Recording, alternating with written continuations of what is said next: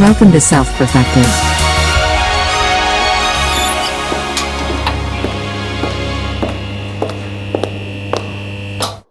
Oh wait. Wait, what's happening? No, I was just recording it on the cloud. We're alive, Oh, okay. and we're recording, and we're Yes. ready. Hello, everybody. Welcome. Hello. Hey, So we're getting near- it's a new era today on the podcast. It's a new era Why is that? because we have someone else who can officially make all the dad jokes alongside me.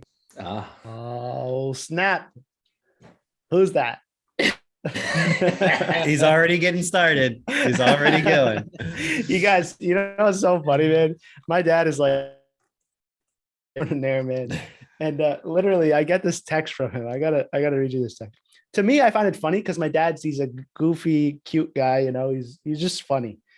And you know, on the date that he was born, that my son was born. This is May 31st. He's born at 2:58. It's just a blank text that says, "Congratulations, how many more to go?" That's the whole thing. And I laughed so hard because my mom's calling me. She's like, "Hey, do you want me to come down? I'll be there. I could come next week and all that stuff." My dad's like, "Congratulations, how many more to go?"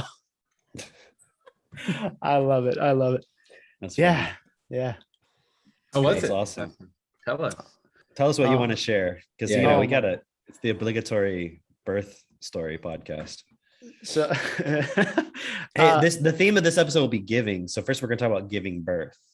So this is like real giving, right? Okay, here we go. Cam mentioned a cool point on the Self-Perfected hangout because it was about giving life, right? And he said birth is giving life, but it's not the only way to give life. It's one way to give life. For all the people who who aren't going to have kids, or like who are beyond that stage, or the men who can't give birth, etc., you can still give. You can still give life. So it was really cool that he was giving context on that. So I guess I'll share a little bit on the podcast, but there'll also be the parenting call, which I'm assuming probably chat about that a little bit with the birth story, right? But what I can definitely confidently 100% say is a woman's process and the effectiveness of how they've been doing process will all come through during that time. And my mind was freaking blown at Melat's composure. It's like the little stuff that I'd be like, oh, she's reacting here or reacting here. In the past, during labor, when she was going through the most intense experience for 37 hours, that's when she was most stable and even thoughtful to me. She's like, "Make sure you're getting some rest." And I'm like, "What are you talking about?" You know what I mean? Oh my God. So it was really unbelievable. And for her, because, the midwife had described the number one reason when I'm going through fear during that process, she was fucking coasting. It was hilarious. I was like, one of the points was the number one reason for transferring from a home birth. For those who don't know, she had a home birth. Baby was born in the bed. And then literally the baby was born in the bed on all fours. And then she was given the baby, and then she just chilled there and felt hung So out you there. guys didn't do the pool thing? There was for a bit, but it was just better in terms of the positioning of the baby. Got it. Okay, cool. Yeah, I didn't know about that. So I'll share more detail probably on the parenting call or something. I'll get Maylad to share. That'll be way better. But yeah, so it was just on the bed, and then afterwards it was so funny because 37 hours, barely any sleep. She was sleeping for 2 to 4 minute intervals. So she would sleep for 2 to 4 minutes and then have a contraction. And literally when I'm sleeping, I'm in bed beside her, right? And she's in bed, right? And she'd be and she would jump onto all fours and extreme, I'm not even kidding. And this was every 5 to 7 minutes for 12 hours. Then it would chill out for a bit. Or sorry, that was for 5 hours, and then she couldn't sleep. So she probably got a collective. If you collected her sleep over the 37 hours, probably 50 minutes, 50 to 70 minutes. shit, that is so intense. I cannot wait to hear the rest of the story from you. Like, this is wow, dude. And dude, she wasn't eating. She wasn't eating, right? Because she was like, everything makes me want to puke. Like I just give me water. And there was this electrolyte drink because it was assumed that she wouldn't be able to eat much because the stuff, like all of her resources are going towards one thing. So we're making this electrolyte drink. It's like pineapple and coconut or whatever, right? Just electrolytes. And she didn't even want that. She's like, the smell of that is just, ugh. And so the number one reason for transfer from home birth to hospital, that's what a transfer is exhaustion. Dehydration. Not just dehydration, because she was very hydrated, but she wasn't getting any nutrients. Does that make sense? Yeah. Right. So exhaustion is the number one reason for it. So labor goes on. It's painful. It's intense. All that stuff. They're not getting nutrients. So you got to go to the hospital. Right. I mean, that's like, she's just like made a decision. There's earlier in the pregnancy, she was like, oh, like that's not how she was saying it. She was like, yeah, like one of my fears is going to the hospital. And then we talked about it. She's like, I just realized I have to make the decision. Like, I'm not going unless absolutely needed. And our midwife was really cool because she said, my goal is not even to have you give a home birth. My goal is to make sure that the only intervention that you receive is absolutely necessary. Because there are circumstances, right, that it would make sense. This is why we have things like C-sections, is because where it is needed, we have that, right? Yeah. The problem is it's not being used where it's needed. It's being used literally every single time that they can. Well, because just I just want to add a quick point, like that point you just said, a C-section, there's cases where it can be necessary, like you said, but it's just done as like a matter of course. And it's similar to the whole thing where it's like the argument is made, well, but these things are used for kids who have precocious puberty, where it's like they're going through puberty like too early, so it's like slows it down. And it's like, yeah, but let's just assume that's a valid point. That's like that's a problem. That's like a problem that's occurring that you're intervening on. Versus now they're like, oh yeah, just anybody who wants to fucking do it, just do it. Even if you're going to normal puberty. So the problem is, once you get people like accepting it and then you can make money from it, then it becomes a way of how do we sell everybody on just doing this all the time, right? Same thing like with the formula. Like there are times where a woman cannot breastfeed. There's challenges. So having a formula that has good ingredients and, actually effective formula, which could be, potentially goat milk or something. It doesn't have to be the formula you buy in the store per se. But then it becomes a point of, oh, wait, we can sell this. Now let's get everyone to think you can't do anything without it. Mm-hmm. Right. So it's cool exactly. That your midwife had that point of like, I'm not going to be extreme one way or the other, but I'm going to do what actually is necessary. So it's cool. Mm-hmm. Yeah. She has like a really cool background, and her starting point was always education. I'm here to educate you as much as possible, and you make the decision. Right. Cameron, you sound a little sniffly. Like you have a little cold or something? Get an upgrade? Yeah. Upgrade. That's great. See what comes out of that. You'll have like a full beard at the end of it. What are you saying about my beard? It needs to be upgraded. So a concern that came up was that she's going to run out of energy. She's not eating anything, is getting no nutrients to her body. And Drake, this is the night of the clubhouse. So we went to the clubhouse. We had an awesome clubhouse, and Maylat was feeling some really minor contractions. I think you guys posted a picture of the clubhouse, and then Maylat said this clubhouse was so good it put me into labor. Yeah. So we get home that night and we go to sleep, right? And it's just little slight discomforts. And so my consciousness goes out. When my consciousness comes back up, it was Maylat being like, yeah, I'm going into labor. I'm like, what time is it? It's like 3:15. She's like, yeah, I've been up for like the last hour in the living room going through contractions. I'm like, it's game time, baby. Let's go. So what time was it when that happened? She was up at 2 a.m. Yeah. Going into labor, and that was Sunday morning. But when did she wake you up? At 3 a.m., 3:50. Okay. It's like similar the first time Katie gave birth with Max, but it wasn't like 3, it was like 6 or something. But I was asleep, and then she wakes me up and she's like, it's time for us to go. And I'm like, what? she had been like up, like in the bathtub, like doing her thing. I'm like for like an hour. It's like same thing where I'm like, oh, thanks for letting me sleep. Right, exactly. That was it, right? Yeah. It's like the thoughtfulness is Yeah. just so funny. Like when they need the support the most, they're like, yeah, I just want to make sure you're taken care of. They're like, I'd rather you be asleep. So that was a point that came up about midway through. The midwife checks her vitals and she's like, hey, just wanted to give you a little update, XYZ, haven't been eating, blah, blah. I just want to let you know that you may be needing an IV, right? And That's a 4 for those of you who don't know. IV, yeah, 4. Just to understand. And so the midwife is just explaining, she's like, the IV, what it be, it's just, so for those of you who don't know, IV means intravenous, like it's a drip that would go into your veins. So in order to make sure you have nutrients so that you don't get exhausted or anything, we just want to make sure that you have the nutrients, just because you haven't been eating and things like that. And it was a while that she wasn't eating or drinking anything, right? And I was just looking at Maylat and I was like, hey, Maylat, any reactions to that? She says, I don't want to go to the hospital. I'm like, okay, what word made you think hospital? She said IV. I'm like, okay, cool. Let's talk about IV for a moment. IV just means intravenous. It's just one way of getting nutrients to your body, just like oral, just like intravenous. She's like, yeah, true. You're right. Doesn't have to go to your stomach. So if you feel like throwing up, it just goes right into your bloodstream. Yeah. Exactly. It just goes directly into your bloodstream. She's like, okay, yeah, like that makes sense. In fact, it would be the reason that would prevent me from having to go to the hospital because I wouldn't be exhausted. Right.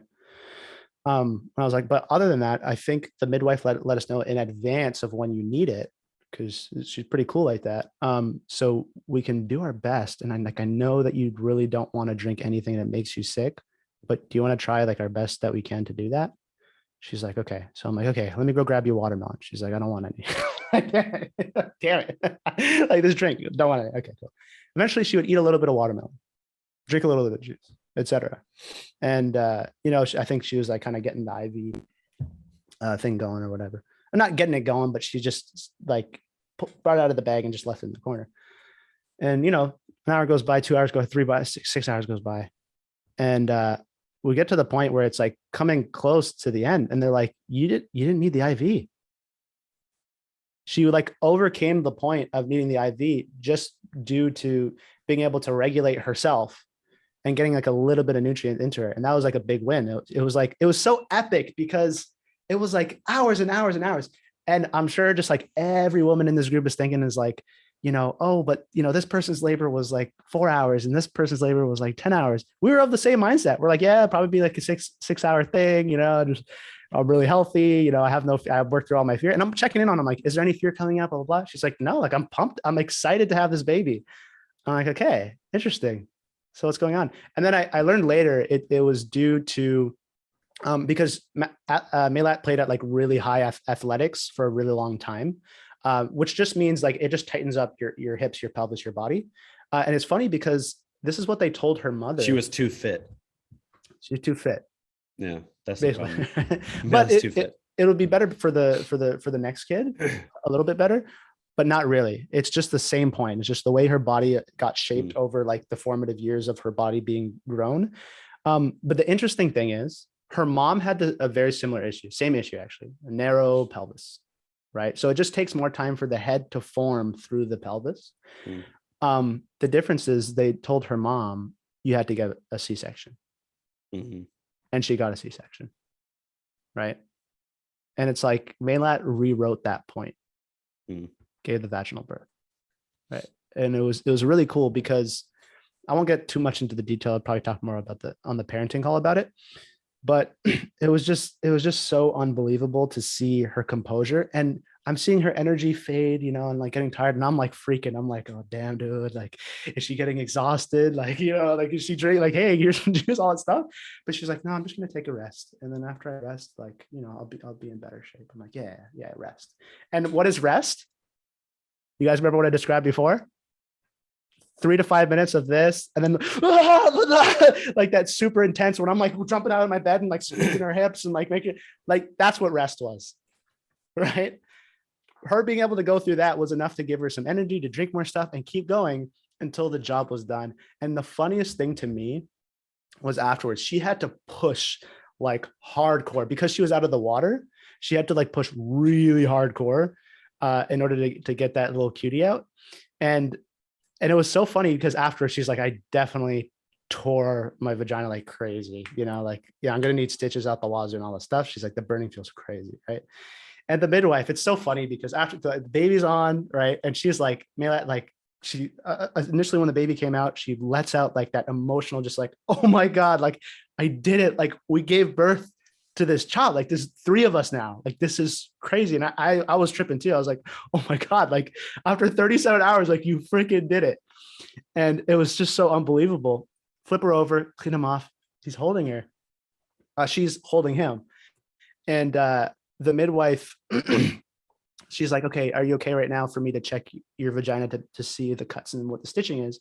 And she puts on this little like mining headlamp almost. She's like, I'm going in. I was laughing. I was like, man, she's going into the cave. She's like, stop it. But she's like shining the light around. She's like,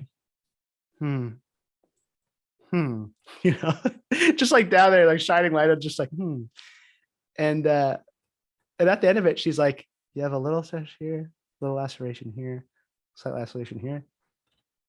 You're insane. And Madeleine's like, what? She's like, this is insane. You don't need any stitches. Like I could if you want to, but you actually don't need any stitches after all of that. You give me a few. She's like, I could do one here, but I think it's going to heal just fine. Like you don't need any stitches. And it was funny because right before that, you just made this goofy comment. She's like, if I don't need any stitches, then I believe in God. There's proof there's a God out there. She doesn't do the same.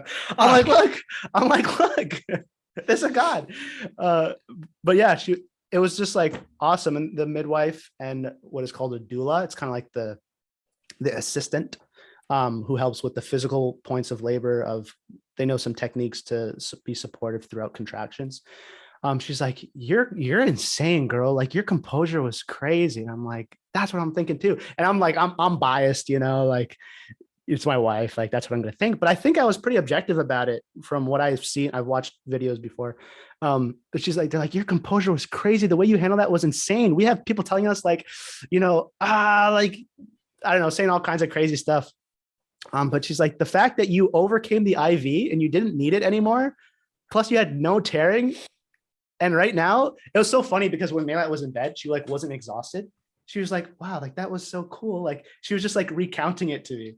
Like as she's on it, she's like, and look at him. And like, she was so alert, I thought she'd be like, oh my God, I thought she was going to be like, I need to like chill out. And then she's like, oh, I can eat now. Like I'm going to use the bathroom. And like, she's like, oh, a little painful. Like she was pitter patter. Right. And so they were just commenting like, you overcame the IV, you had no stitching, and like, look at you, like that's really amazing. So that's like the bite-sized version, and I'm sure I'll get Mayla to share more on like the actual details. But bottom line is, that's my freaking inspiration to go ham, even more ham, like every day. And I'm really excited because I know Mitch and Drake, I know you guys are gonna have kids. You guys are gonna love it. You guys are both gonna do amazing jobs, no doubt. Because I'll just be straightforward. Like the main thing is the tools that we have, being able to learn to use them effectively to support you in the moment. Right. And the second thing is the support that we got from Cameron, from Katie, and the other ladies in the group who have given birth, who were able to support me on what to prepare for. And I see that it was really cool because everything that we talked about, with me and Mayla, it gave her this stability going into the process, where even if it wasn't what we expected, we're like, oh damn, we thought it was going to be 6 to 10 hours, right? Maybe that's healthy. And it's funny because the midwife was saying, hey, everybody who's giving birth, they think, oh, I'm fit, I'm an athlete, therefore it's going to be easier for me. She's like, no, it's actually the opposite. Because everything's more dense. See, this is why I don't work out, guys. Which makes total sense now. I just know there's so many situations where it's going to be better for me if I'm exactly just, that's totally why I'm letting myself go too. Yeah. So yeah, it was really cool. Just even though there was a lot of change of plans throughout that process, just the grace that she handled it with, which I know that is capable for Jess, for Christine, for Megan, for everybody, Amy, like all these people, everyone's going to have a unique birth, but so long as they supported themselves effectively and the partner supported themselves effectively throughout the process, every single one of them are going to be freaking smooth, awesome, painful, crazy, great, whatever. I don't know, but it's just going to be a smooth process that I know is can go very, very smoothly for everybody who's doing this process. My favorite part of this story was when he said Maylat said, I guess when she made a decision, she's not going to go to the hospital. Just kind of reminded me of like Wolf of Wall Street, Jordan Belfort. I'm not fucking going. I'm not fucking going.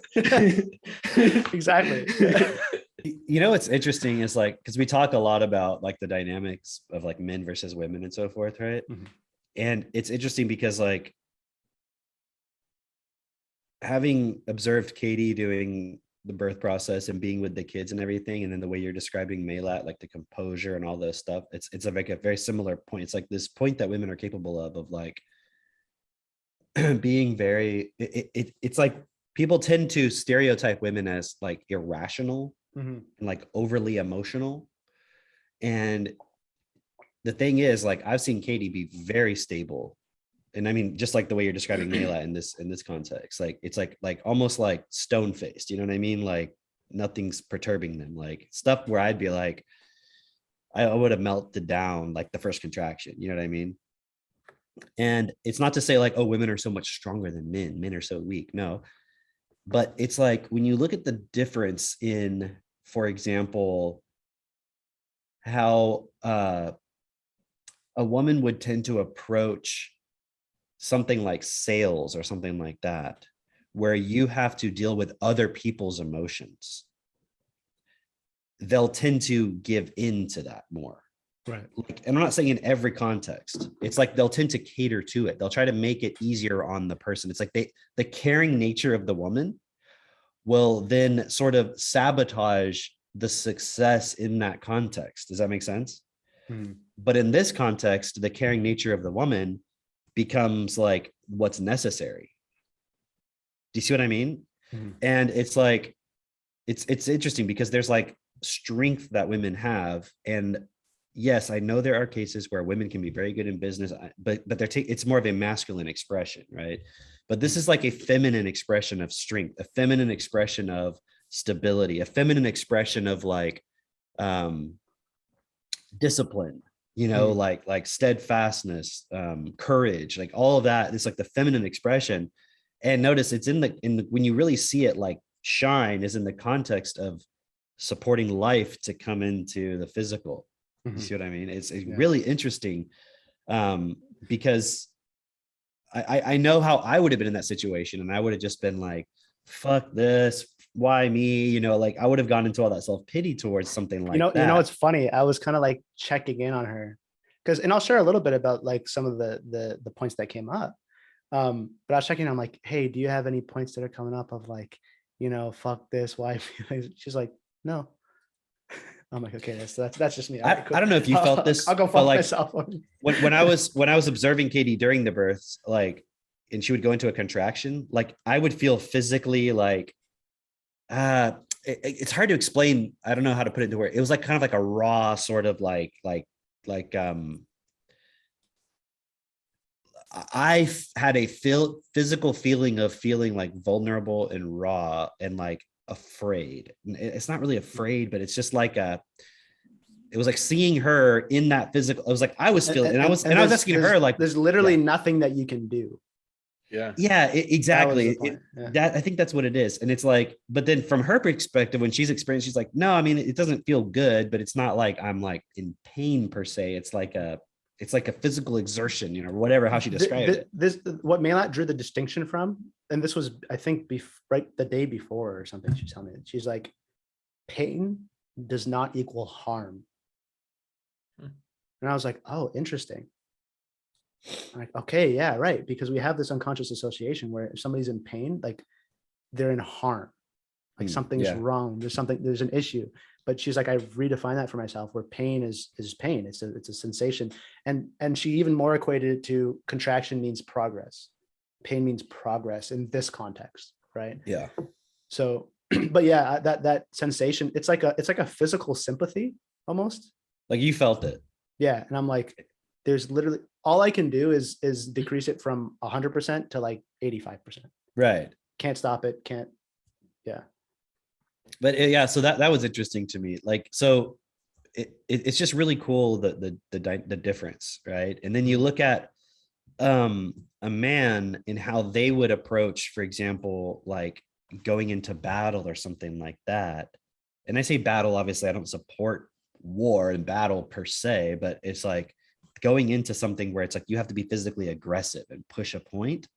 It's like, do you notice the difference? It's like they'll have that stability and that sort of like, oh, you want to hit me? Fine, we'll fight, you know. And it's like you're facing that pain in an aggressive way, whereas the woman's facing it in a like receptive way, you know. And so there's like a fundamental difference between those 2 points. And That's interesting. so it's just really cool because I think people could assume that when we talk about men and women and so forth, it's like we're saying that women are weak or something, and it's definitely not the case. That they're strong in it in a different context, you know, and men require strength in a different context. And one thing I actually just kind of reflecting on what I've shared so far, one thing I really want to maybe overemphasize is I don't want it to sound like Melat is some kind of angelic like hero that was that what Like what she might special. symbolize exactly, and not just special. It's like yes that, but I don't want it to be something that is like, oh damn, she's like a superhero. But yeah, I guess it's the point of specialness. So let me give a little more context to what I mean by she was so composed. We had an agreement at the beginning, in the early stages of the labor, of like, hey Melat, as you have doubts and thoughts that come up, Also known as stouts. yeah. I think you coined a new word. As you have doubts and thoughts that come up, just share them, and then you'll be able to support yourself through it. So when I say composed, I don't mean that there wasn't a moment where she wasn't like, this is a lot. I'm saying she'd be like, this is a lot, and then she'd say, but I can do this. She'd be like, oh my God, I'm just like, I just want this to be over, but I know that it's just part of the process and I'm going to keep going. It was always a point of that. So just to be clear, as a woman, you're likely going to go through stress or some point of anxiety or something of that nature. And so did Melat. But what I'm talking about, the grace that she didn't always do before, that she was doing now, is as that point would come up, she would handle it. Dude, And that's so cool. that's the key point. It's not she was perfect in terms of she was the ideal scene. She was perfect from the perspective of she would find a flaw in her thinking and remove it. That was the more important part, which I know that every single woman is capable of, every single man is capable of, but in the context of birth and all that stuff, it was definitely harder than we were quote unquote led to believe, or like what we created in our mind about it. And maybe that was Melat specifically because of her body, right? But it's just something in general to prepare for. It was definitely harder. But we were even more grateful for that, because the person that came through out of Melat that I saw come through, that's what blew me away. I was like, dude, I thought it was going to be like, you know, like I said, 4 to 10 hours. And it's just kind of like run of the mill. Okay, cool. You're giving birth now. Like, okay, you're in labor now. Okay. It's a little bit intense. Cool. Birthing pool, push time. Okay, cool. Baby's done. Oh, look, we did it. Like, it's just a matter of fact, right? It wasn't like that. It was definitely intense. Having a baby now, it's more like that. Like after he was born and they cleaned up and they left and they did laundry for us or whatever, the midwife and the doula, it was more matter of fact. It's like, okay, what's next? And when I say what's next, is like, okay, we got to take care of him. What's the best way? Let's just focus on that. It wasn't like, oh my God, we have this baby. Oh, it wasn't like that. It was just like, okay, like, oh yeah, like this is the third being now. You know, I would hear Melat, like I told this on some other call or something, where I would hear like me and Melat would be talking about something out the window when baby is strapped to her. For those of you who don't know, baby's name is Atlas, meaning to carry. Book of Maps. Okay. So we'd be looking out the window and Melat would be like talking about something. She's like, yeah, that guy, I never see him around. And I see him for the first time or whatever. And I'm like, yeah. And I'll be looking out the window and all I hear is, oh, God. I'm like, oh yeah, that's like, there's a third being here.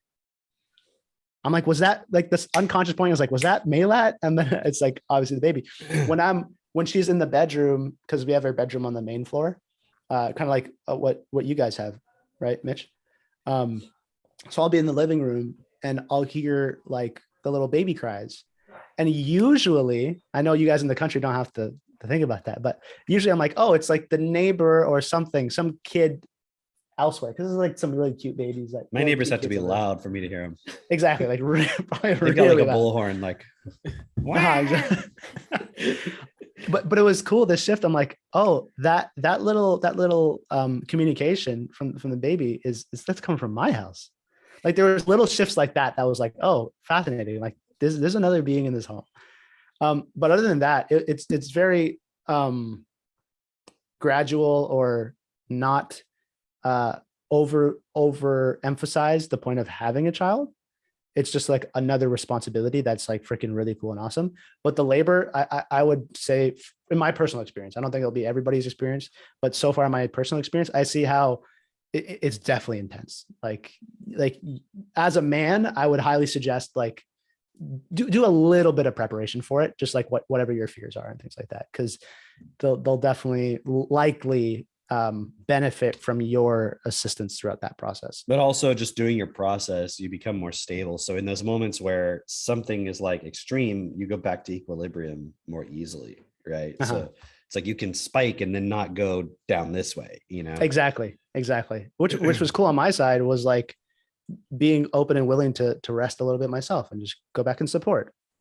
Because, you know, I'm telling you my perspective of the situation. I'll be able to evaluate Maylat more objectively than she can evaluate herself. Like when you hear her side, she'll be like, oh, it was like, whatever. I don't know what it's gonna be like, right?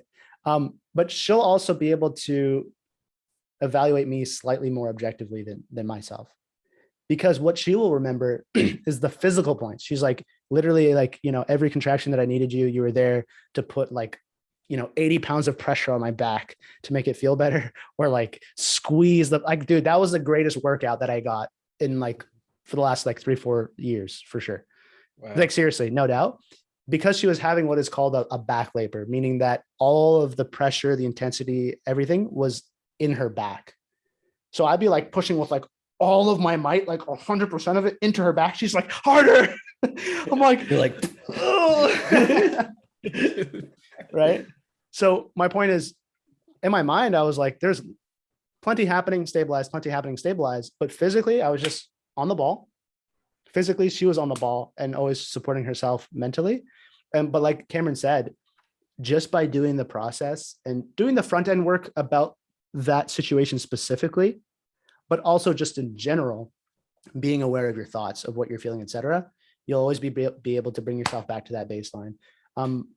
But I do think a key part of it was being able to chat with Maylat, being able to chat with Katie, and the other women like Wendy. her and Katie were chatting a lot.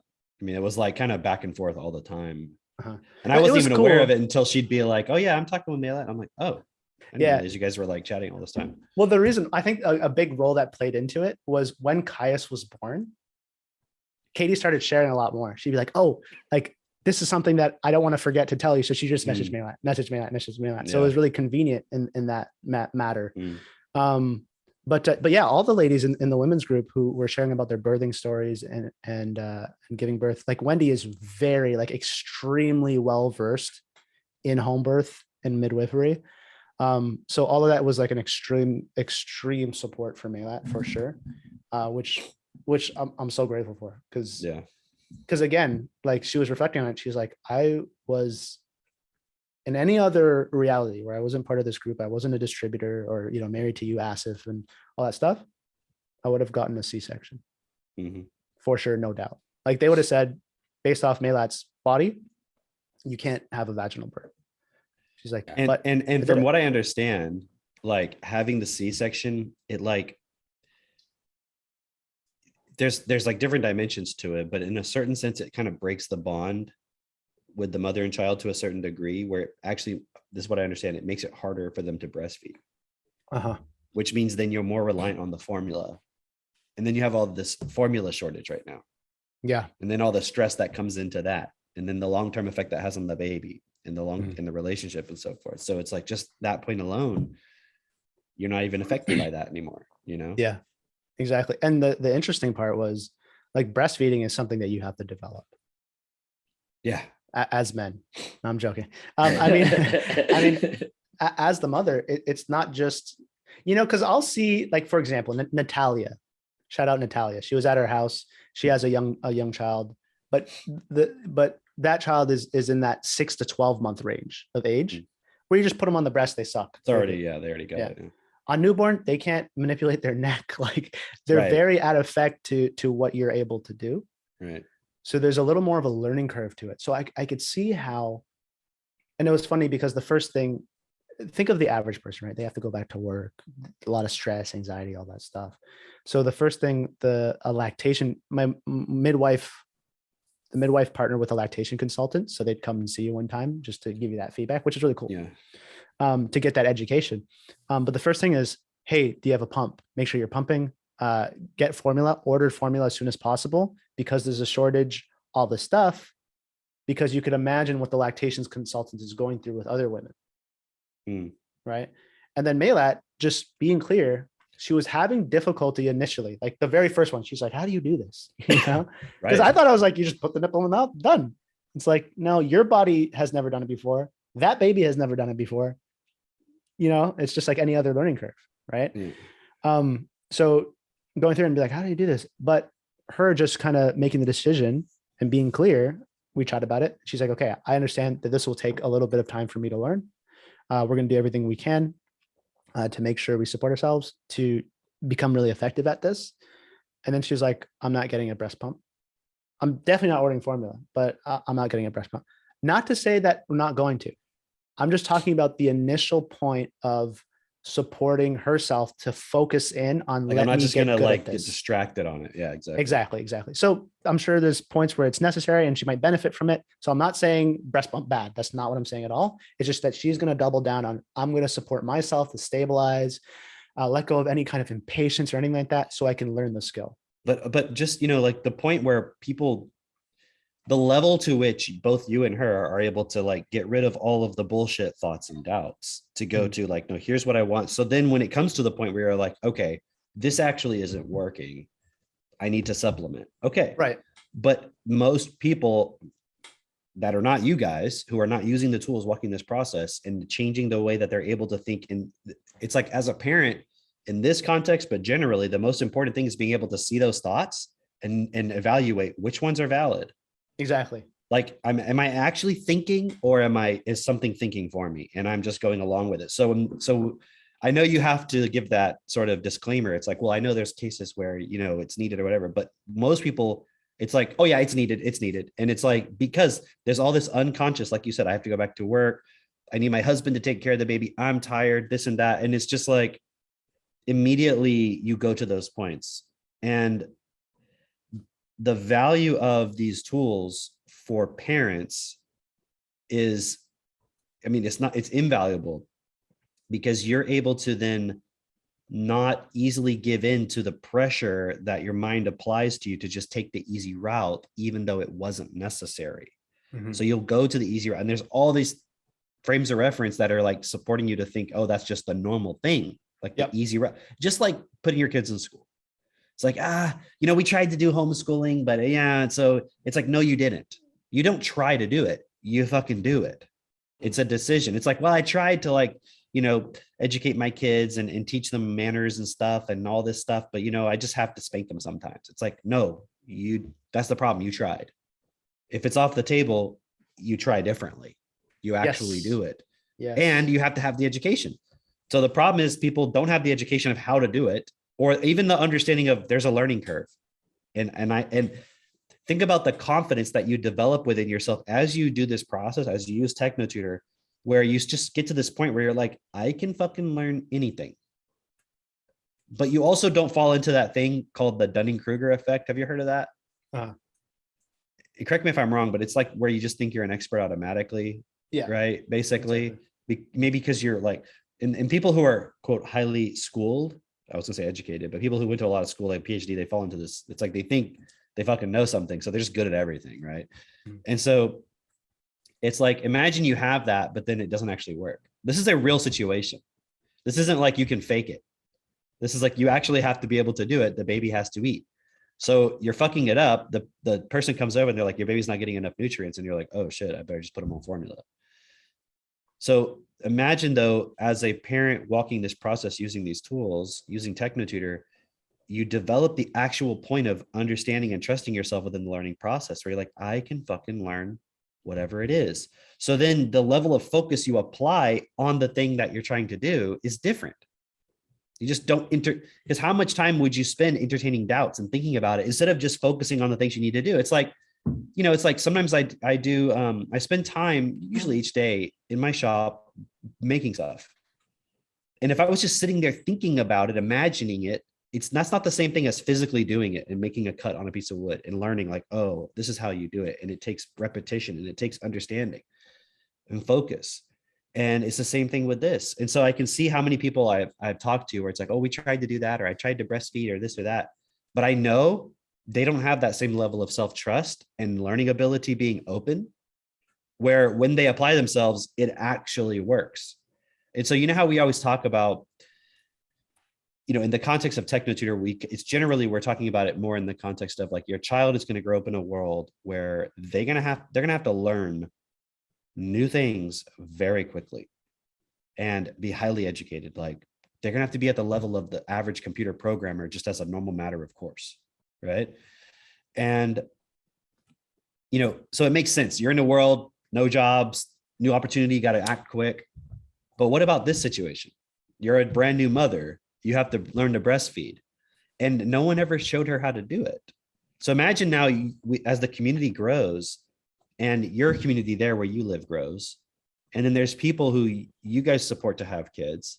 And then Malak can say to the mother, like, hey, let me show you, this is how you do it. It's fine. And then with your kids, like, let's say when you have a daughter and she can actually show her like, here, here's how we breastfeed, you know, or at least explain it. Because like whoever got that education from their parents of like, hey, here's actually how you do it. That was the first thing, because before the lactation consultant came, I was like, I was like, man, so are you clear? Like, what's the value that you can get out of a lactation consultant?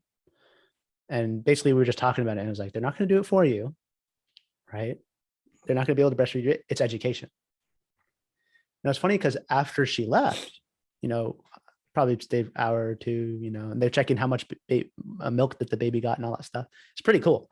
And like what she was sharing was really valuable. And then it was like afterwards, it was like, oh, this is working now. Now we can teach other people how to do it. You guys know that story about, I think it's Henry Ford, where, you know, it's like this story, I don't know if it's true or not, but like where he's on there's some kind of giving milk to his baby. Right. Yeah. Right. I remember Yeah, that I think one. that was, where he was lactating, right? Yeah. That's so- yeah. It was the Classic. Model T, but it was the Model Tit, right? That's right. The Model Teat.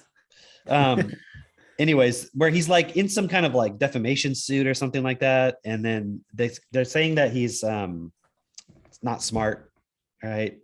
And he's like, because they ask him some question Ignorant? like, what's the capital of such and Yeah. such or whatever? And he's like, look, I don't fucking know what the capital of that is, but I can push a button on my desk and in 5 seconds, I can have a person in here who finds that answer for me. He basically had the power of Google at his fingertips back like 200 years ago or whatever. You know what I mean? Yeah. Because he was fucking wealthy and really, and actually very intelligent. And my point being, when you have TechnoTutor, okay, think about the average person. They just had a baby. The lactation consultant comes over, assuming they have one, right? What they do is they're going to come over. They're going to like monitor. They're going to look at the situation and then try to tell you, okay, you're doing a good job or you're not, or something. They're going to try to communicate something to you. But it's just more like from the mother's perspective, the average person, they're like, just tell me what to do or what not to do, or like you tell me if it's okay. You're the authority. Yeah, it's like when you go to the doctor, like, hi, doctor, what do I have? Okay, and what should I do? Okay.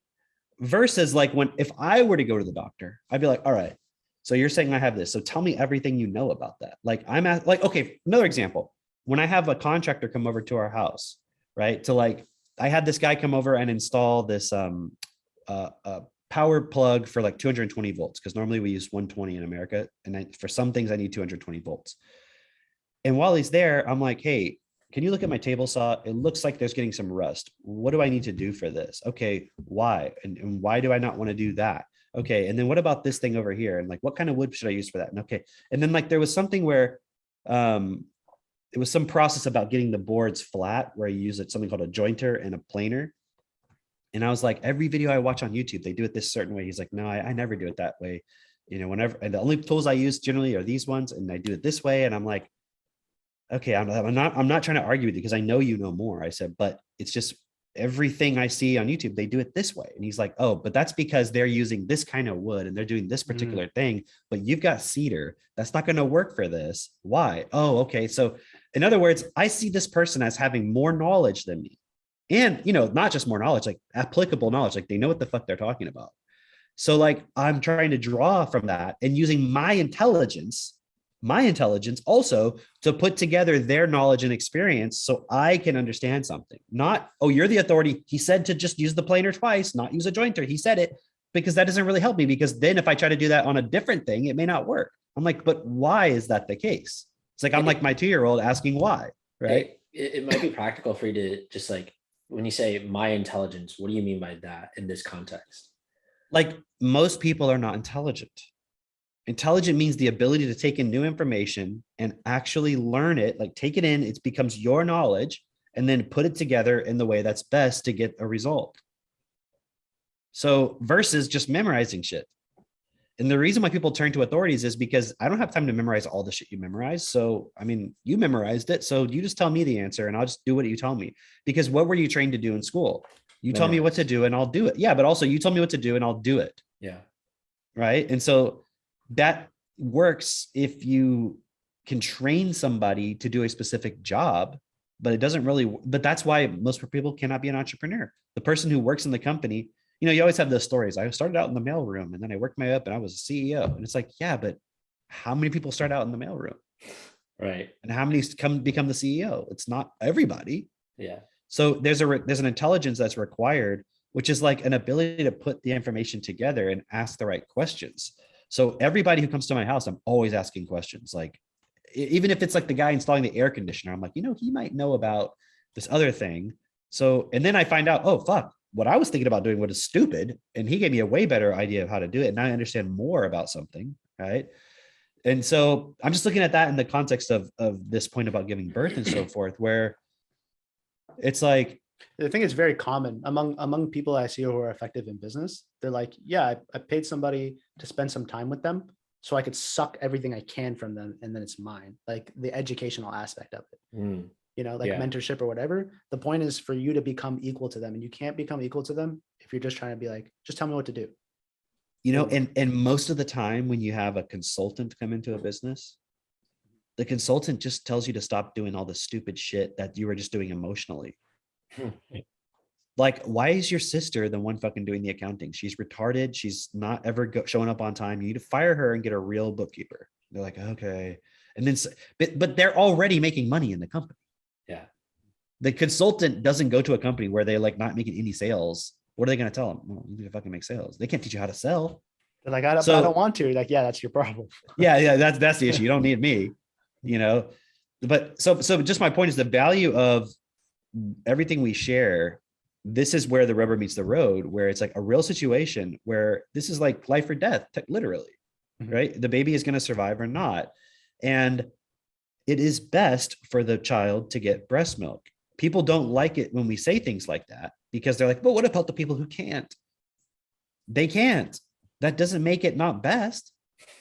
You know, it's like if I said it's best to have 3 meals a day and you're like, what about the child who's starving in Africa? I'm like, it would be not best for them too. Yeah, it's also best for them. Like, but you're gonna make them feel bad that they can't. It's like you should feel bad that you're not doing a fucking thing to do anything about it. But you see my point? It's like the value of having the ability to learn in the moment for real. Because I've seen some people, it's like A/B testing. You know what I mean by A/B testing? You have 2 ads, you slightly alter one, you put them out, you kind of see what's the initial response. Up, okay, this one's better. Let's just do that one. Right? It's the same thing. I see the people who don't have TechnoTutor, who are not doing this process, the adults versus the ones who do. It's night and day, you know, and like even you know, the gratitude about the situation, like you said, of her having this long, intense labor and all that stuff. Obviously, I would rather her have had a short one, right? But it's what it is.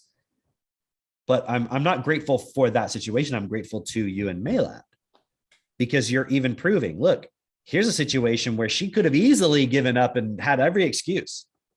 You know what I mean? And been like, no, it was just too much. And then what? Go to all the women in the group and be like, yeah, no, actually, Katie's just special. She had a 4-hour birth, but that's not normal. And if it takes longer than that, you should just go get your C-section. Don't worry about, you know what I mean? Like, she could just give into all that, but she didn't do that.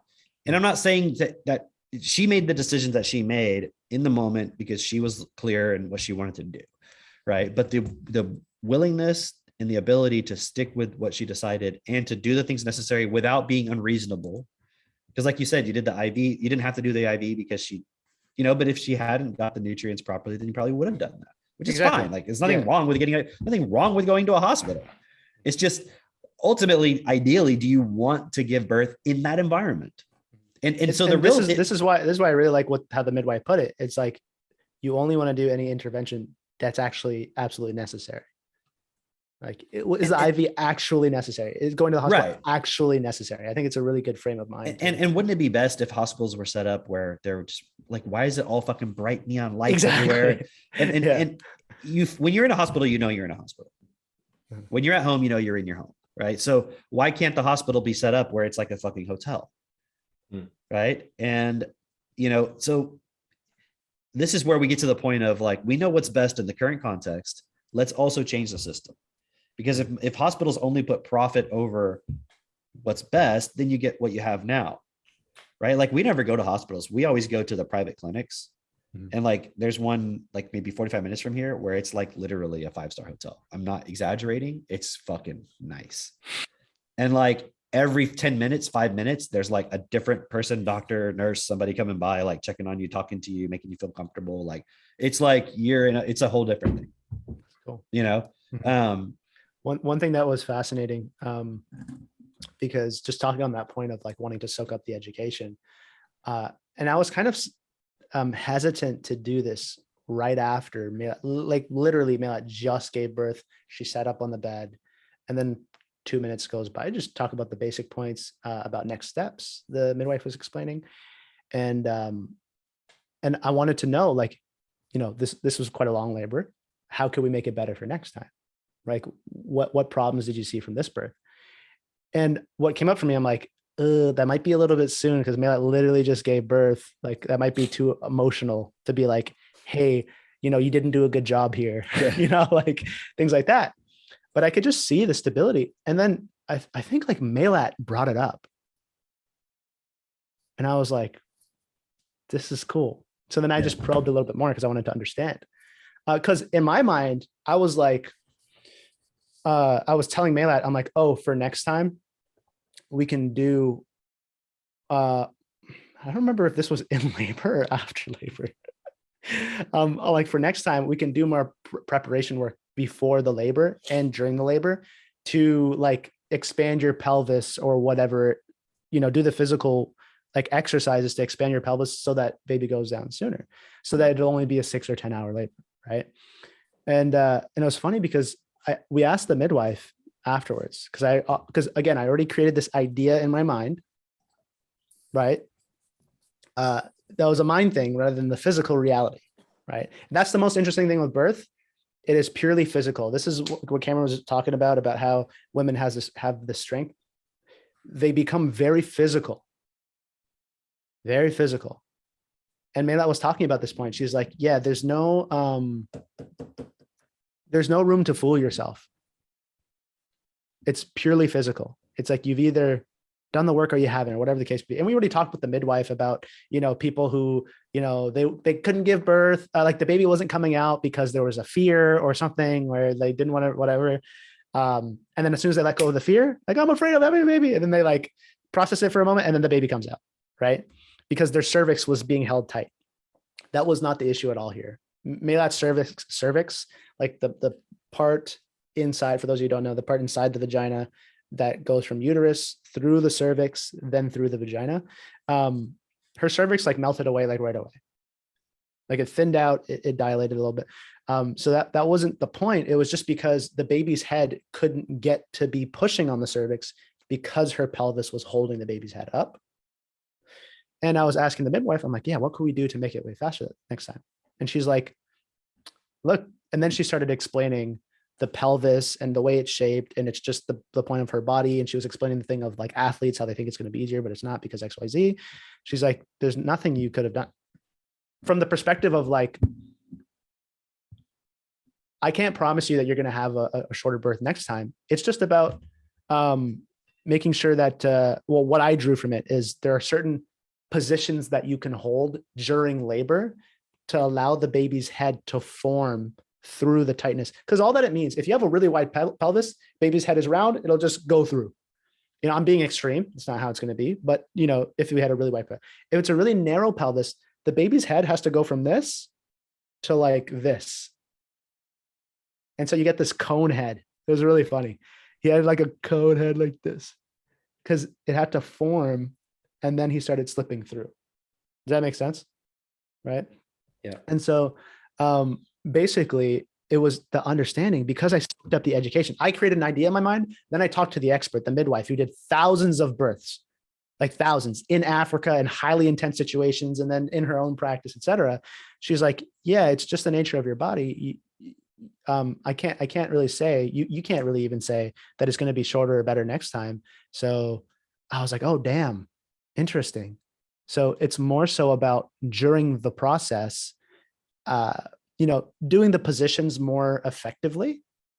But other than that, I guess I have to let go of this idea that, you know, the consequence would be, you know, Melat playing sports like she's a fucking man, like, you know, hanging out with the bro, you know, like all that stuff, perhaps. Right, which we've talked about. But she's like, okay, noted. I'm glad we asked the midwife. I'm glad we soaked up that information from the midwife. And I'm glad that I'm not emotional about the point so that we know actually to what to prepare for in the future. Not to say that it's not going to be, you know, smoother or whatever the case may be. We see where we can benefit more, but it's also letting go of the idea about how it's supposed to go and just support ourselves to see whatever is the physical point that needs to happen, and then support ourselves to be very stable within that. Right. Because, you know, in my mind, when I hear 37 hours, it's like, whoa, that's crazy. But throughout the point, you're just so here that yes, it was long, but it didn't feel long. It was like, wait, 2:58, baby's born. When did we start again? That was like, that, okay, interesting. Baby's here. Like, it's like, you know, time flies when you're having fun kind of thing. It's time flies when you're here. Because time is money. Money is ego. Like, it's all the mind dimensions, right? When you let go of that, you're just measuring things in breath, right? You're just here. So being able to process time like that, it's like, it didn't actually feel super long that way. So yeah, I just wanted to add in that point of like being able to talk about, hey, where did we fuck up during this birthing process? Right after I gave birth, was really cool that she was willing to intake that. And basically the midwife is giving the feedback of like, this is the reality of your physical body. And one more point, because at that time the midwife mentioned, she's like, because C-sections have become so prevalent where it's like, oh, first thing, get a C-section. I don't remember if she said it based off her perspective or what she's been seeing like through studies or whatever the case may be. I don't remember the source, but it made sense to me. She's like, that is genetically affecting the birthing hips and the vaginal, not the vaginal canal, but the pelvis, like where the baby has to pass through, because it's not being needed anymore. You're just cutting the baby and taking it out. So it makes sense that her mother had the issue and then she got a C-section. And then that didn't, I forget what the word is, but it's like when you have a limb that doesn't need to be used anymore, eventually it gets phased out. Obviously it's not a limb, but it's kind of like that canal is like no longer being used in the same way. Vestigial. It's like people's Vestigial, teeth yeah. as well, and their jawline or their Yeah. jaw structure, right? It's like in one generation, it'll change just based on what people are eating. One Right. generation. Yeah. Like basically our parents' jaws are much wider than like the kids that they're having because of like just Wow. the increase in processed foods and all that kind of Yeah. stuff. It's like you're not building that jaw structure. And then you also see wisdom teeth like being pulled out. Like everyone gets their wisdom teeth pulled out as well because there's just no room. Yeah. So it's the I same did not idea. know. I did It's not know also it could like, happen in one generation. That's like fascinating. men. Well, like you see like men now, like but they don't have penises anymore. Yeah, that was a In just crazy one genetic. generation. They're not needed anymore, I guess. Look at ADD and ADHD. Apparently, in one generation, it went up 400%. But yeah, so that was just a fascinating point to get the reality of the education. It's like, oh, this is a physical consequence that we have to deal with now, right? Based off of the upline. I call it the upline, but her ancestry and all that stuff. So it's like, okay, cool. So we accept, or we like that one. So we just like, okay, we understand that now. So don't expect it to be 4 hours, but it doesn't mean that it can't be either. Well, let's just look at the physical point and just work with that. Now you got to get more in your downline Exactly. We gotta check it out. in the Exactly. right time. Exactly. And so I think that's good for like all the birthing stuff. Mitch, you care to share anything that you've been up to this weekend, dude? Yeah, well, that's amazing. Good job, you two, and Atlas. You know, that's epic. Shout out Atlas. Shout out Atlas for holding it Shout out down. Atlas. He's Do been- you see a photo of him, or is that in future podcast? No, I'll definitely show one. No, that was a really inspiring story. I'm like, Yeah, that was is really so helpful. cool. Yeah. It's like I'm she's glad. like Melat's kind of the new one in this next wave of parents, and because like Jess will be up, Christine, Megan, all sorts of Amy, all of them. Yeah, it's actually really exciting to see all the ladies that are going to go through this process, because I know what it did for Melat. I'm really excited for who Christine's going to be on the other side of it, who Amy's going to be on the other side of it, right? Who Jess is going to be on the other side of it. It's going to be really awesome. For those of you who are not on video, here's a picture of Atlas. He's got some good cheeks on him, huh? Yeah, he's adorable. Wow. Yeah. When is this first modeling gig? But right now, he's modeling. Okay. You feel free to donate. Oh, Mitch, please segue off that point. Perfect segue. Yeah, well, yeah, that was awesome. Yeah, I just got back from Chicago at 6 a.m. this morning, so that's cool.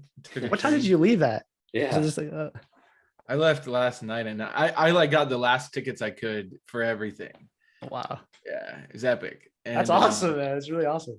Yeah, so I Flexibility, mean, it's interesting, adaptability. right? So was it? Adaptability. Yeah, exactly. That's how you do it. So, I mean, I've been listening to Kevin Trudeau for what, 7 some years? I think it was 2015 when I first listened to Your Wish Is Your Command. And yeah, and ever since then, right, he's in prison, right? If anyone doesn't know Kevin Trudeau, just Google him. That's the best way to find out about him.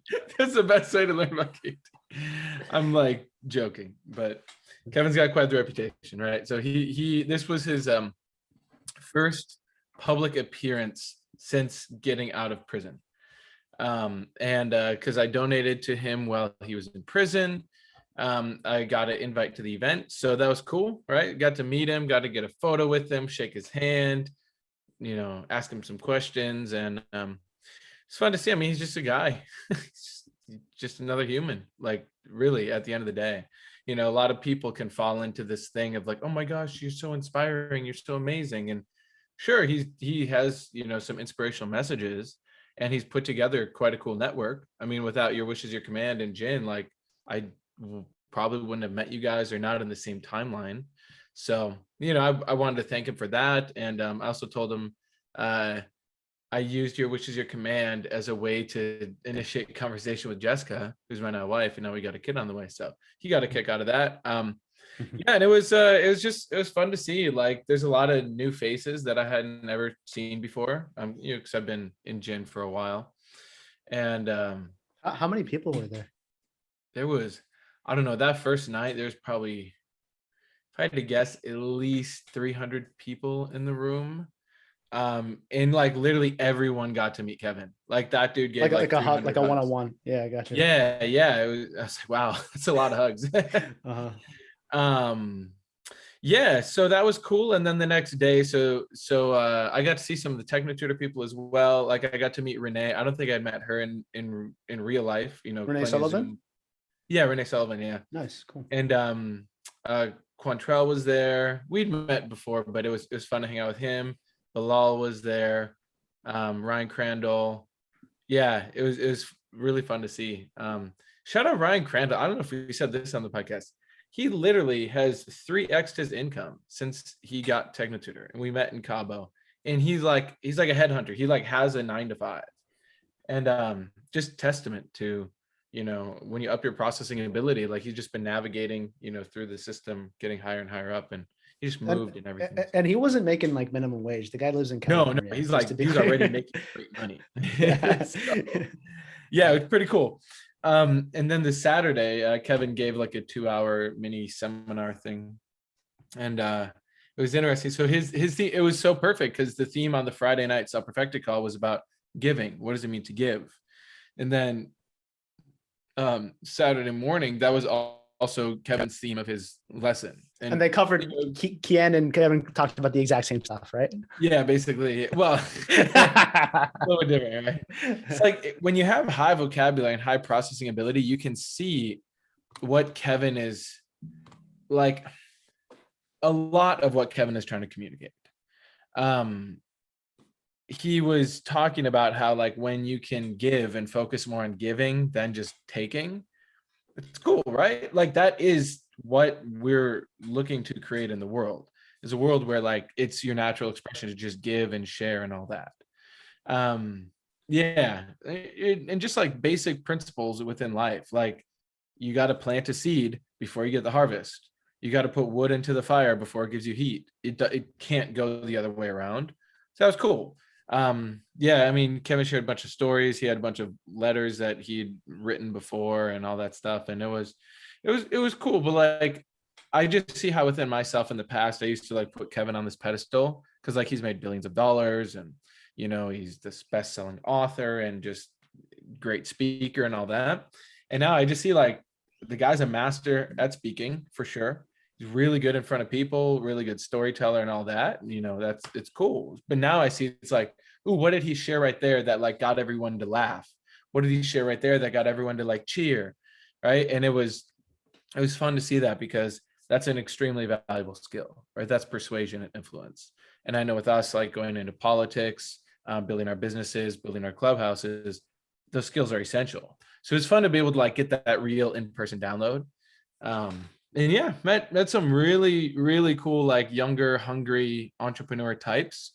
Got to chat with them for a bit, and then walked around Chicago for like 4 hours, went to some cool rooftop thing, walked by the river, got our picture in front of the Trump Tower, whatever that thing is. Like, yeah, it was fun. And then now back to work, right? So 48 hours maximized it. It was cool. I learned a lot about myself, and just seeing how like this is what it means to build a business, right? A lot of people like just the Instagram photo in front of the car, or, you know, the Instagram photo of the guy in the suit with the catchy one-liner. It's like, no, building the business means like you show up at the event, like, you know, you're waiting in line. I like didn't even know if I was going to get a ticket. I'm like kind of nervous. I'm like, well, all right, I just like put in my Technotutor like what I wanted to have happen, and sure enough, like I basically just let go of it. And it was like one person had a guest me in, and then it was just like flawless. After you were told, like, don't come because you don't have a ticket, like, don't come, right? Yeah, it was like the Friday night thing had like, I didn't get my right. ticket in time. They said you can come Saturday, but don't expect, you know, it to work out Friday. Mhm. But I just knew my intention. I was there to give. I was there to find the right people who I can support, and, you know, have a good time. So I think that was like one of the main things I realized was when you're there to give life, like really give life, and you understand what that means, that's what it is to build the business, right? Like 26 and 1. that's you giving. Every time you share words with someone, every time you give someone your attention, your time, your energy, that's giving. In a sense, You know you're what? planting. Like just going, okay, like let's look at the context of going to a church, right? You go to the church at the end, they're like, passing around the collection plate and you put some money in it, right? But you just are trusting that that person at the front is going to do what you want with it. Now, let's say you were involved in the church and you were like doing projects with it and you were just funding the point. Okay. And you're like directing stuff. But the problem is most people, especially people who are, and obviously this doesn't apply to you, but because you went there with a purpose, but the average person who's going to, even to see someone like Kevin or just any seminar or whatever, they're going there with the same point, like we were talking about with the people who have the lactation consultant come over, or they go to the doctor, or they have their kid in school. Think about the parent who goes to like the parent teacher conference, right? And they sit down. It's like, what is my kid doing good? What is my kid doing bad? Okay, thanks. And they're more like in awe of the teacher's authority and like wanting to impress the teacher and shit, rather than being like, all right, how are you educating my child? What can we actually do to support each other in this process? I mean, obviously I know school is not the best environment, but even if the parent was able to learn, they would be asking different questions. They wouldn't see the teacher as the authority. They'd see them as someone who works for them. Right. And,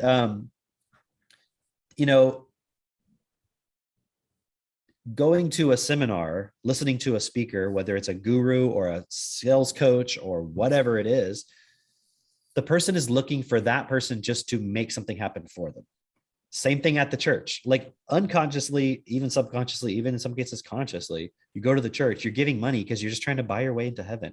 You're trying to give money, and that makes you a good person because God is favoring you and you did the right thing. And then that's somehow, it's also a way of relieving guilt. And it's just thinking, if I just spend a little money here, it's just going to magically change. It's literally just consumerism.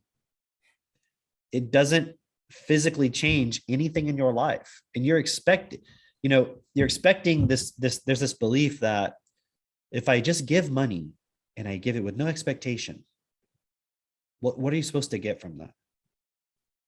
One thing that was like a theme I was kind of picking up on was like, it shows that you don't have a lack mindset and you have a trust that if I give this, it will come back to me. Right. It's Something good. It's still like a belief in God, essentially, right? Just like they just call it the universe. Yeah. Right. Like I'll give, okay, and please give back, but I don't need it, but I trust in you. You're giving actually with the intention of getting something in return. You are. And that does, I'm not saying giving something with the intention of getting something in return is bad, but it doesn't make sense when you're pretending to yourself, when you're being dishonest with yourself, that you're doing it with no intention of getting something back. Because the belief is that you're pure of heart. You're just giving freely. That's your belief. That's how the whole thing works, right? You're just giving freely. But within it, the reason you're doing it is to get something. So you're being self-dishonest within the very thing. So it can't work. It's not going to work for you. I was talking with someone over the weekend, and she was saying how she was like considering how she's not super religious anymore and doesn't believe the same as she used to, but she's afraid to admit that publicly because then she might go to hell. and so it's like, so that thought keeps coming up. Like she's been walking this process, of course, right? And she's like, I'm at that place where it's like, it doesn't make sense, but I'm still afraid that if I admit that, then I might go to hell, and I want to believe it somehow. I don't know. Right. So okay. So this is, if this person watches this podcast, what is the root of fear? Doubt. And then what do you go across? What do you get? Kindness, certainty. Okay. Certainty. So they're saying that they're letting go of their religion, but they haven't. They're not certain. They're still participating in the doubt, which is what's supporting the fear. And this is the whole point, is the system always wants you in doubt. The guru wants you in doubt. They want you in doubt of your own ability to create what you want. Because if you were truly kind, why would you go to hell? is belief in God one way or the other what sends you to hell? Or is God just arbitrarily like, I don't care if you fucking rape children, as long as you believe in me? Is that what it is? I that's actually what a lot of people think. That's It's how like they- mind that's boggling. how Right. they believe, yeah. But it doesn't make sense because that's not God. You have to understand, if that's what you believe in, you do not believe in God. Right. You believe in some magical, arbitrary justice system that makes zero sense, which is really just your way of avoiding self-responsibility for your life. And this is, do we have a time limit today, guys? I gotta hop off in 5 minutes, but y'all. Okay, I just want to make sure, but well, I'll just wrap it up. We can talk another time about this. We need to go into it, I think, for people, because a lot of people are going to get trapped by this whole idea of just giving, because the whole system is applying so much survival pressure on people. They're being driven to this point of like, I am so fucked, I don't know what to do. And so someone comes along and it's like, just give and show the universe that you trust. Guys, listen, hear me out, okay? The person telling you that literally works for Klaus Schwab. Think about it. What is Klaus Schwab telling everybody? Give it all up. You'll have Trust the nothing. system, give it all away, own nothing, give it all, let the elite do it. They'll don't even say let the elite do it. It's like it's this system that's been created, but really it's the elite are going to live the fucking high life while you are a slave and you have nothing. Now you have no opportunity to even create anything. Like, it makes zero fucking sense. It's just the last ditch effort of the person who's given up on themselves, who has lost every spark of life within themselves and doesn't know how to create anything and doesn't know how to learn. Because if you know how to learn, you're like, I mean, why do I need to give something to someone? Here's what I'm going to give. I'm going to give of myself. I'm going to give of who I am. In some contexts, that can be money. But if that's the go-to context, is just always just give some money here and there. It's no different than giving money to the homeless person. Does it solve the problem? No. Wouldn't it be better to stand up and give of yourself so much that you're able to put yourself and support others to be in positions in the system to fucking change it so there is no more homelessness? Because that's just a matter of education and economics. That's all it is. You change the education of people, you change the way money works, no more homelessness. Because who the fuck wouldn't want a home? Right. I used to work in this volunteer thing with homeless kids, and like they're all just fucking on drugs and like sexually abused and shit. Like, and if you put them in a home, they just fucking destroy it. It's education. You see what I mean? And if you had educated their parents, they wouldn't have abused them and so forth, right? Right. Yeah. So the solution is not just go and give this person money. Utilize that money, give it to something, give it to yourself in a way where you actually bring yourself to the next level. Because if you just give it to this person with the expectation that you trust the universe, guess what? It's the same universe that allows children to fucking starve in Africa. And they don't have any money to give. So they're in a total fucking like state of, they don't have money. They've let it all go. Right? So don't fool yourself, right? I know we got to go. So let's leave it at that. Maybe next time we'll talk more about that point, because I think people are going to get trapped into this whole give up everything and you'll be happy. It's the same fucking pitch. Right. It's yeah. What it actually is, which we'll talk about next week, is give of yourself. Like this week, are you giving of yourself to people around you? Are you going to do a video challenge? You're going to bring people on the Self-Perfected call on Fridays. Like, are you going to build your business, right? Are you going to connect with people in the group? Because giving in that context, it's not about the people who, it's not about us. It's about your giving to yourself by creating the community you want to be a part of, by building it. You're actually creating that. And then you're supporting them to have the tools that supported you so far, which elevates everybody, which puts everyone in the position to actually fucking do something about the problems in this world that we're all trying to run away from and avoid, which is why we're like, oh, please, just somebody take care of it. Right. We are the gods. We are the universe that we're looking to trust. We can't say like, I'm going to trust the universe, and you don't fucking trust yourself. You are the universe. Start trusting yourself. Start giving of yourself in a way that you receive back. Actually, practically, if I give my children a proper education, I receive back appreciation. I receive back a person who I can interact with, who is highly educated and I can have fun with and make things with. I have given to myself by giving to this other person. Don't take the easy way. Don't just go give and then trust. That is the same way we got fucking Obama. It's the same way we get every fucking politician. They say, just trust us. We'll take care of it. Hope. Fuck all that. Get to the tree of life. Okay. Remove yourself from the tree of evil, come across and walk the process, right? And participate in the group. That's all. Perfect. See you guys next time. See ya. See ya. Bye.